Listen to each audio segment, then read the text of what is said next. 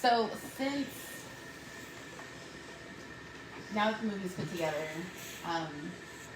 what is happening now with Carnage Radio? We are trying to get our money back. We're trying to get it distributed. We're doing a film festival run and trying to get some attention, get it out there.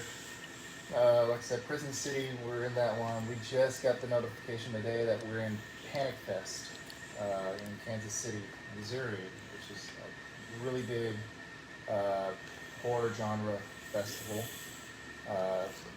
We haven't really posted anything about it because they haven't really announced it on their stuff yet. So maybe I shouldn't have said that, but I did. Congratulations. But we're hitting up distributors and trying to see what we can do with it. We went to the American film market with it and took a rough cut up there. And it screened there. We met with a lot of distributors. That's like the biggest film market in the country. It's in Santa Monica. Got a lot of really good feedback. That was the most beneficial thing about being there, meeting all the distributors, getting their contact information, seeing face to face these people that we might deal with, and then screening the movie at an AMC theater for people to watch, and then getting that feedback. I came home and I completely recut the movie. Oh, wow. I just threw out that edit and started over. Me and my assistant editor Anna Mobley, she worked on the movie as our script supervisor. She went to school for editing, and she's like young, talented, and she helped me figure it all out.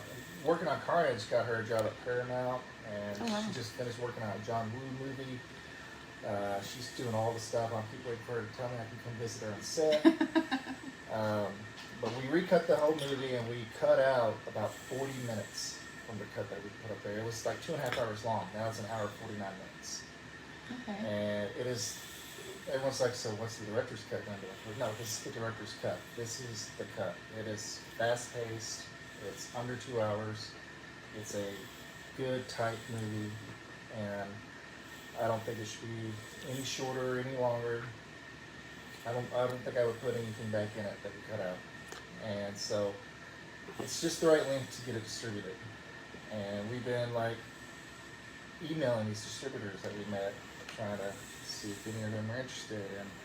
And the film festival route, there's distributors that are at some of these bigger festivals we'll be at, and maybe they'll see it. I would love to go over to the Cannes film market, not the festival, but the market, and try to sell it internationally. That's where you make your money. You go over there and you start selling to the different territories, and you can sell it to territory for like $2,000, $3,000, $5,000. It doesn't sound like a lot of money, but you sell it to like 85 territories, you've made your money back. Right.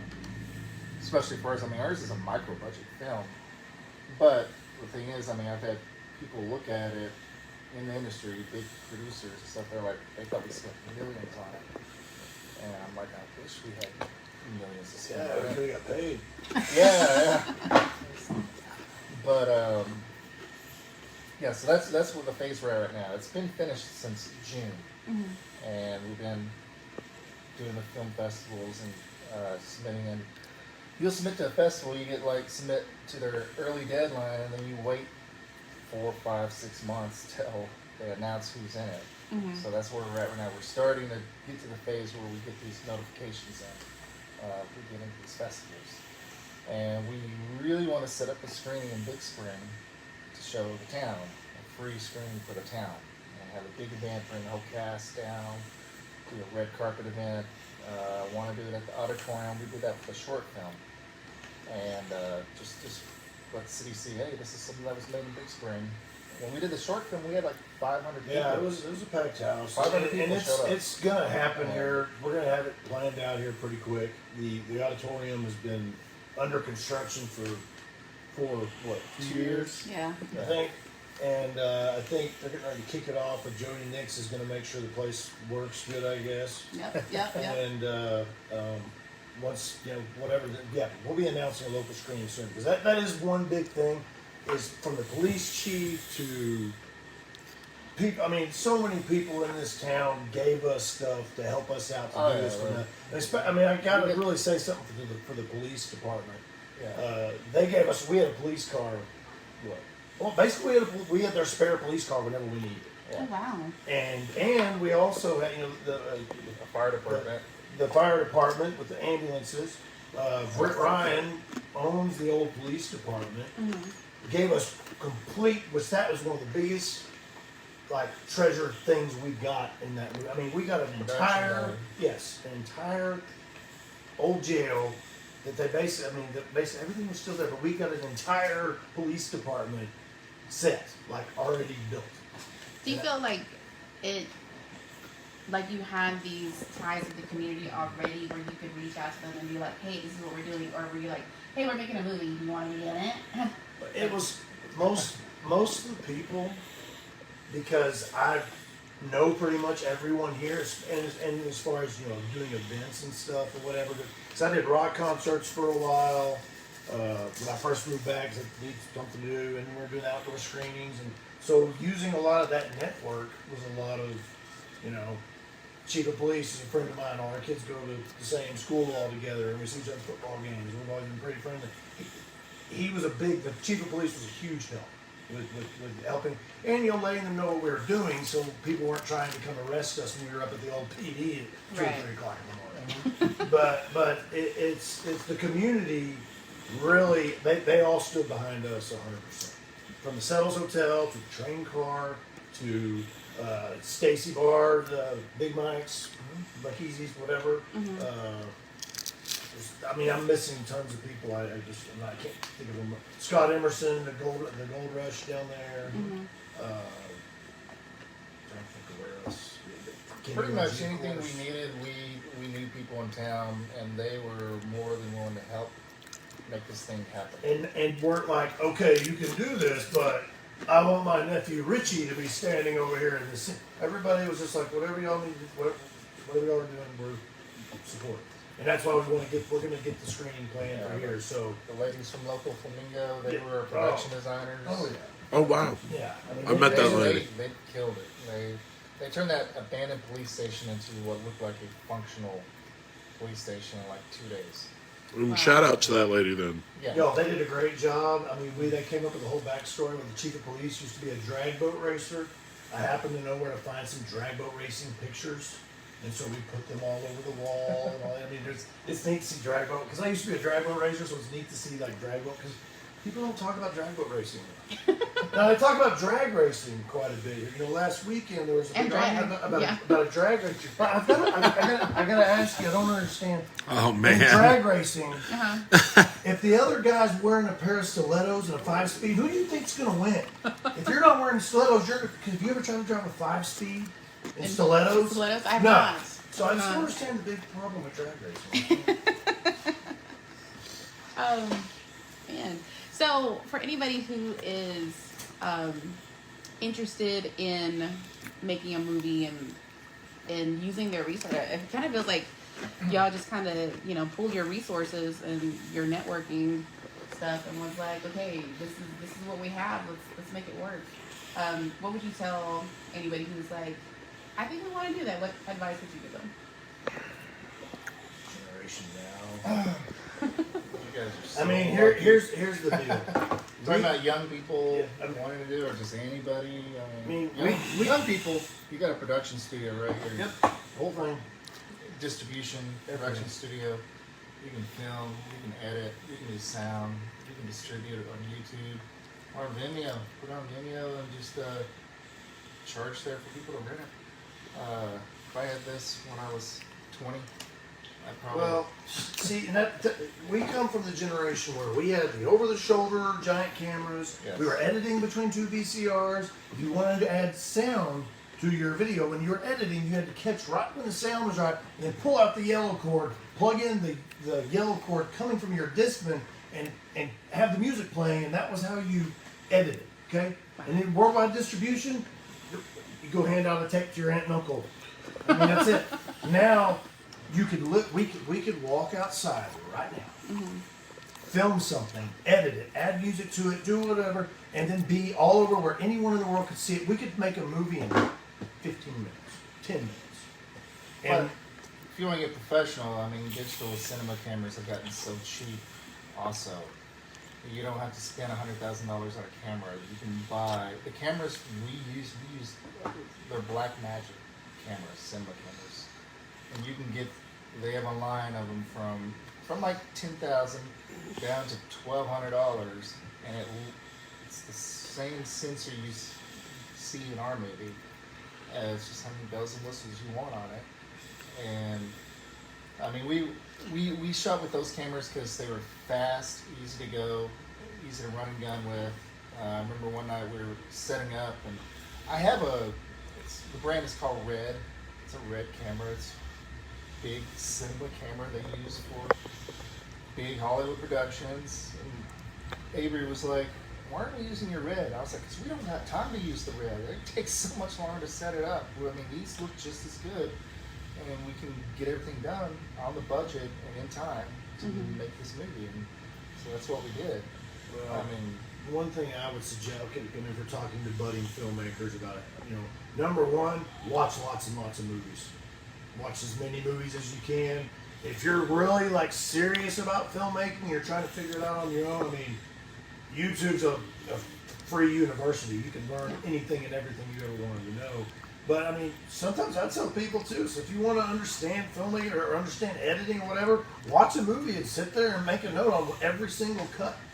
I mean, you sit there like, okay, I mean, you can sit there and watch a movie and go, okay, there it goes, and just, I mean, that's a good way to learn it too. I mean, he watched a lot of Die Hard and Predator over and over again. it was John McTiernan was the director that inspired me a lot. He did Predator, Die Hard, Hunt for Red October, his masterpiece, Last Action Hero. Ooh. Oh, okay.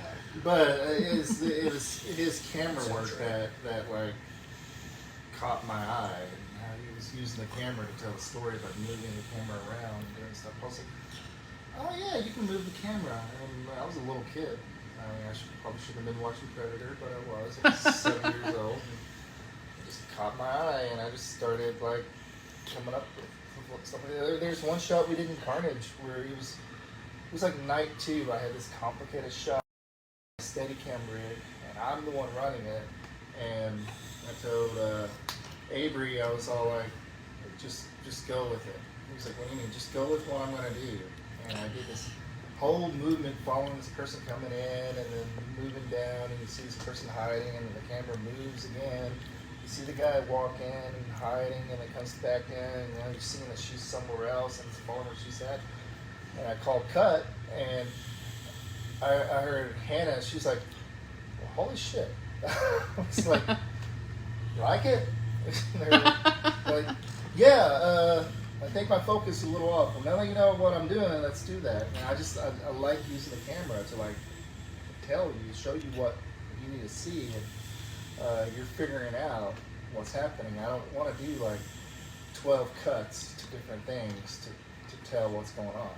Right. So, I mean, play with it. Find your style. I mean, people tell me I have a style. I'm like, do I? And they're like, yeah, you have a style. I'm like, and if you want to get into movie making, it's not that hard now. You can do it. Now, should you make it? I don't know. There's a lot of movies I see nowadays where I'm like, just because you can make a movie doesn't mean you should be making a movie. What is one of those movies? Hold on. Suburban Sasquatch is one of those movies, but I am so thankful that movie exists, because that is the greatest piece of entertainment you could probably watch. Suburban Sasquatch. You heard it here first. This is what we will be watching and probably reviewing on this podcast sometime. Anytime that somebody wants to watch a movie, I'm like, Suburban Sasquatch, let's go. And I turn it on, and they're just like, what are we watching? Do you own a copy? No, I need to order one. The guy actually has it on his website. You can buy a burnt DVD from the director. Nice. So, I do own a Blu-ray copy of The Room. Tommy Wiseau. Cool. And so what do y'all have next? Aside from Carnage Radio, aside from this, what do you have going? I've got to get the first daughter out of college, Okay. and then we've got to get the second daughter through high school and all her stuff, and get her through college. Got it. That's what's next one. I just finished a script for a rom-com that I was approached by a producer, a legit producer, saw a cut of Carnage Radio, and she had a project where she was like, I don't have time to write and direct this. Do you want to do it? And I was like, I never thought I would do a rom-com, but the check clears. And then found out she was serious, and we had a meeting and we pitched it. She had me come out to California, hang out, and we had a good time. And I came home and I wrote a script, and I sent it to her, and she liked it and gave me a couple of notes. And now I'm working on the next draft of it, and hopefully later this year I'm shooting a rom-com. Awesome. So. If you feel like you need some punch-ups, you can give us. Oh yeah. I want to film part of it here. Oh, And, it's a road trip movie. Oh, nice. So it's going to be from here all the way down to South Texas. All right. Is Tom Green going to be in it? So, no. One thing I do have to say though, creatively, I'm going into the podcast thing. It's happening. Competition. It's taking me a minute to get there to figure out. I've also gone back to college. I'm taking classes online. Okay. I'm receiving my associate's degree that I started in 1995 in May. So, but that's a shout out to my wife's aunt because she's the reason I got shoved into that. In case you didn't catch that was last century. Yes. Last century. But the podcast thing, I mean, we've been wanting to take the movies on the radio thing, which we can't play the soundtracks, it's a different deal. But we've been wanting to take the format where we're all arguing, the bloodbaths. You'll just play my scores. Yes, just do it like that. But it's a matter of time, technology, and getting to the point. And it's coming. It's just it's gonna take a while. You're just gonna get a subscription to artlist.io. Yeah. Start getting. Something like that. Yeah. Well, do you have anything left?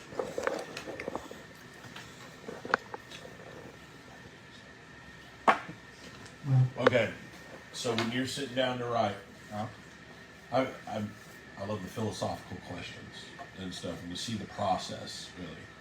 So like when I'm going on stage, like I have a whole process, right? Like it used to be a day-long process. Now it's more like a 3-hour, 4-hour process, Right. and everything. What is your process? Like what is like your hype up moment like? In order, like I'm gonna go write this shit. Like I'm gonna go put some shit on paper, or I'm gonna go out and kill this scene, or whatever it is. A lot of it is I love hiking, and we got a great trail on the mountain, and I will pick out a score of music, a type of music, and put in my headphones and start listening to it.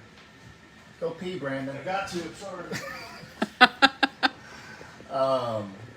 And I would go hiking, and I would start thinking about it, and I had my little notes in my phone, and as I'm thinking about it, I'm making notes, and whenever I'm done with that hike, if I don't have enough, I'll keep hiking. And when I was doing Carnage Radio, I was for like 2-3 months before we filmed Carnage Radio, I was doing cardio and weight training just to be in shape to film the movie because I knew I needed to be. And when Takes a lot, huh? When I filmed that movie, I was like solid muscle. Since then, I fell off the wagon down the hill into the river. But I'm working on getting back in shape because I got a rom-com to shoot. Because I need running the rig, the Steadicam rig, and the long hours. I mean, sometimes we had one night that we were shooting for 17 hours. Oh wow! And we called that Hell Night. And so I knew I needed to be in shape to be able to do it, especially being the director and the guy who's going to run the camera half the time. helping do everything because we were independent film. I wore many hats. And,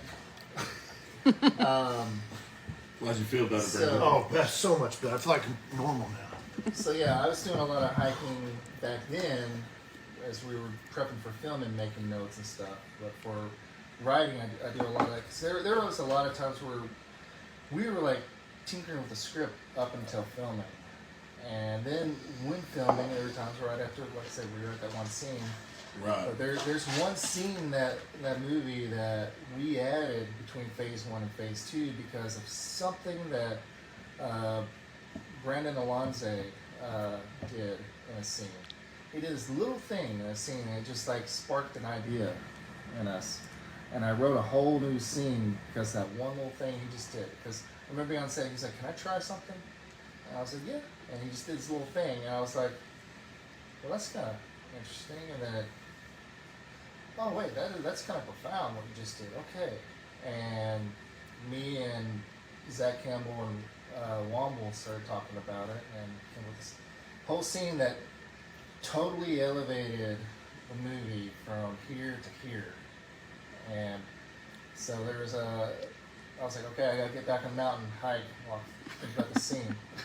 And then I'll get home and I will sit there and I will open up the software and I'll just start writing. And then sometimes if I get stuck, I'm like, I need to know exactly how this interaction will go. I'll like text somebody. I was like, "Hey, pretend like you're this person and I'm gonna be this person." Oh, wow. Let's see how this dialogue goes back and forth. I want to see what your natural dialogue is. I've done that for scenes before. Nice. Just to see what the natural dialogue from someone would be. Pretend like you are this character and stuff, and I'm going to say this line. I want to see what you say back to me. And I'm all about realistic dialogue. I hate too much exposition. I hate dialogue that doesn't come off real. It just drives me insane watching movies. I really hate when they have a cup that's empty and they're trying to pretend like they're drinking something. I hate that. There's a scene where Zach Campbell's got a cup and I make sure it had water in it. And I would notice that once in a while I was getting light, so I do put more water in it. He said, "I want to pee." It's always party scenes with the red solo cups and everything, and you can just totally tell. He had a coffee cup. One of our investors and a sponsor was Kent Quick. And because they were giving us some funding, we put their store and their cups and their sauce. Oh, wow. And he had a Kent Quick cup. And I was like, "Let's look more light. Let's have some more water." We were filming at the police station, and there's no running bathrooms there, so we'd have to like golf cart all the way back to the production office. People have to go. Fun time. No air conditioning, no bathrooms, no running water. Anything we needed, we had a golf cart that we were hauling several blocks. We used Production offices. Yeah, Over we right there. used downtown, which I used downtown as my personal backlot in the '90s because there wasn't anything down there but hobos, and that's the truth. But we literally, when we filmed that thing down here, we turned downtown into our backlot. The settles is all over the thing. The alley over here Okay. on the settles. Our production office was Right there. Yep, right Right there. yeah, right there. Wow, really? Right there. I mean, we basically, and so like we were golf carting around down. I mean, it was kind of cool. It's kind of like our own little Universal Studios or whatever with random hobos walking around every once in a while. But man, but it was fun. It was a little bit Extra. But that's the thing about Big Spring, especially downtown. There's so many cool places like aesthetically that are cool that look good on film and stuff, and you don't really notice it until you like really look at it. Especially with the type of film that y'all guys film and everything, you know, I'm pretty sure y'all guys utilize that Yeah. background. Oh yeah. Well, I mean, it's to me a good explanation for that movie is it is probably the most cinematically beautiful movie shot of Big Spring. There are shots in this thing you're like, man, I've been here for 30 years. I've never lived. I mean, look, it's just there are some. It's beautiful, and I say the F word 47 times. That's my place in history. Beautiful cinematic movie. Ooh, the mountain. Ooh, the saddles. Ooh, God, that guy's mouth. Yeah, there's my place in history. Yep. But Yeah, it's big. I mean, we've talked about this. Big Spring or the Spring City or whatever, is a character in the movie. I mean, it's. I mean, and you can from the cinematography, from all the different stuff. It's like a love letter. I mean, even the end, like the Big very Spring ending and of it, small where you're towns. going through all this, where we're going through. I mean, you know what I'm talking about. Yeah, there's some bookends. Yeah, it's really a love letter to this goofy town that we live in. Small town West Texas. Yes. That's what it is. I mean, the people, the type of people, the way things work, the way people act. So, I mean, That's really that's the what heart, I was the doing. heart of it a lot is the small town, the Mayberry type of. I mean, that's really like the heart of the whole thing more than anything. Yeah. Is when bad things happen in small towns, everybody feels it. Everybody feels it. Yeah. That's a good way to put it. All right. I'm done. You're done? I'm done. I've asked all the crazy questions I want to ask. I would love to have a beer with y'all guys anytime and everything, because you truly are interesting people, and it sounds like you truly have come through with some hopes and dreams. I'm trying. Work in progress. Yeah. Yeah, it's. I've been. My mother took me to see, which you're probably sick of this, but hey, there's a new audience. In '82, my mother took me to see E.T. over here in the College Park Shopping Center, Uh-huh.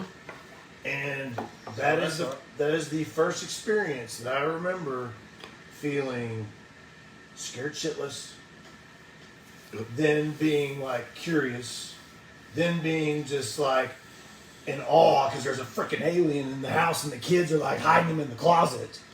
And then laughing so hard I couldn't breathe because E.T.'s drinking beer and Elliot's drunk and flirting with the girls. He's letting all the frogs out of the format. I mean, it's when you're that young, like I was 6. And like I said, I remember this. It's just like you're like laughing and everything's great. And then all of a sudden, oh no, the bad people are coming for E.T. What's happened to E.T.? What? Okay, if you haven't seen E.T., turn it off right now. And you're going along, and then all of a sudden, and like I said, you're a little kid. You felt all these emotions, and then all of a sudden now, you are absolutely freaking devastated. It is like death has just slapped you in the face, and you are on the floor dying, and then all of a sudden, you see the little girl walk by in the perfect shot, and the flowers coming back to life. And the little girl looks at it, and the other boy looks at it, and he knows what's happening. And then all of a sudden, it is the most triumphant feeling you've ever felt. And when you're that little, it's the first time you felt that. And it is the most triumphant feeling because that alien that you were scared of, that you were in awe of, that you laughed at, that you loved, he's coming back to life. Well, they give you all that, and then you're like, great! And then you get in there like, he's going home. He's leaving. And so then, like I said, first time you felt these emotions in your life, you are sitting there, you've been through every emotion that there is, and now you're sitting there and you're so happy you've seen it, but you're bawling your eyes out because E.T.'s leaving his best friend. Mm-hmm. That movie is why any of this matters to me. Because that is like that. My mother took me to that and just instilled it and stayed with me ever since. It's a better movie than Carnage Radio. I don't know. If you'd like to see the rated R version, watch Fried Berry. Yes. Fried Berry. Fried berry. Fried Berry. Somebody's going to call me now and go, I'll turn that on, and you're a bad person. It's about, you've seen movies where aliens come down and they take over somebody's body. What if they took over somebody's body who's a fried drug addict? And the aliens experiencing Earth. Not a tripping family on film. drugs. Not the family movie night. And the aliens just doesn't know what's going on. So I've gotta watch Fried this. Berry. It's great. It's adults only, but yeah. But it's the main thing I wanted to throw that across is my mother took me to that, and that is why really. Oh yeah. All E.T. past was the clips, first movie yeah. I ever saw at the theater. That was my first theater experience. Fun random fact. My husband is terrified of E.T. E.T. is terrifying. So like, Sometimes they're cute and cuddly. It's that little stormy. little But hand sometimes they digging turn out to be some kind of lizard. like just random shots of him or whatever. He's just like, Well, but I mean that makes sense because I can remember a lot of kids leaving really? because they were so freaking. Well, that scene where the aliens out there in the shed and the light. I mean, when you're that, Foreign. you're terrified. It's scary. It's scary. but it's just for me. It's just like I said. It was the reason they made movies, and I think that's why that it got me so much, because you experience every. I mean, I know it's a movie about a goofy alien showing up and some kids find him, but there's more to it than that. Right. It's a movie where you experience every emotion, from the scary to the happy to the sad. It's all over. Just wait till I make my space rat movie. Space rats. Oh, bro. That's coming. Hit me up. Nice. All right. Well, I think that's going to do it for us here with the Green Bean Podcast. And Carnage Radio is coming to Big Spring sometime for I'm free ready to screening. see it, guys. Soon, hopefully. Sooner than later. All right. So that'll do it for us. Hopefully Netflix also. Netflix. Yes. Reach out. Absolutely. All right. Well, thank y'all for joining us for the live podcast, and we'll be having this episode up here in about a week. So thanks for tuning in. You can find it on Spotify, Amazon Music, Audible, and YouTube, probably. Pirate Bay. Yeah. All right, babe. All right. Well, bye.